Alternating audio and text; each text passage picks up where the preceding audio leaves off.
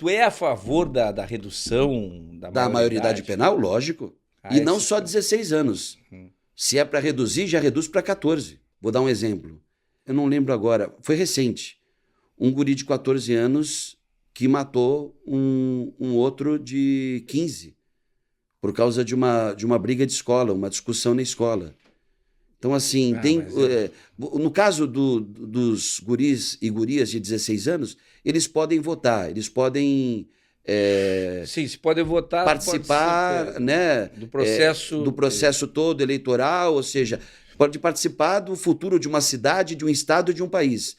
Só que eles não podem arcar com as consequências dos atos deles. E o que mais, assim, radical não, digo assim, de posicionamento mais contundente, assim, que tu levanta a bandeira e tal, negócio para abuso sexual, por exemplo, tu também tem umas posturas mais radicais também. Existe no Congresso Nacional hoje, pelo menos 4 projetos que tratam da castração química.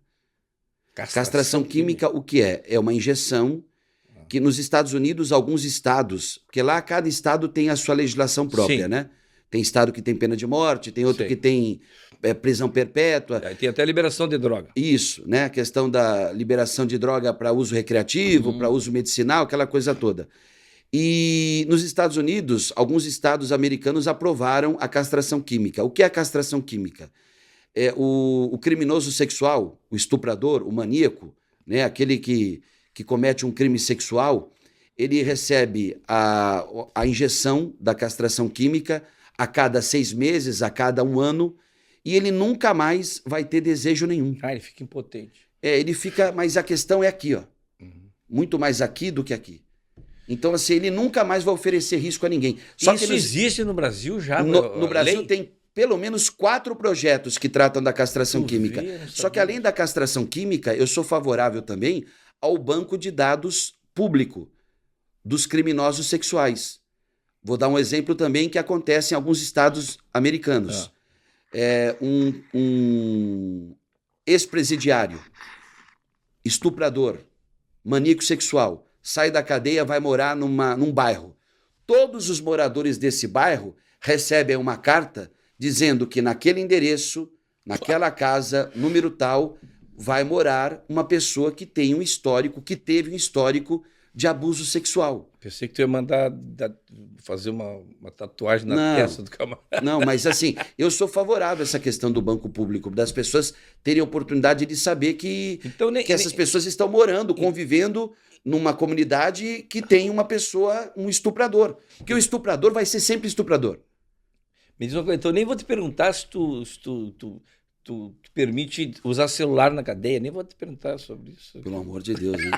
É um absurdo o que acontece, né? Eu costumo dizer que é o seguinte, entre o bandido estar preso ou estar solto, a questão é geográfica. Porque na cadeia, ele tem tudo que tem aqui fora. Ele tem visita íntima, né?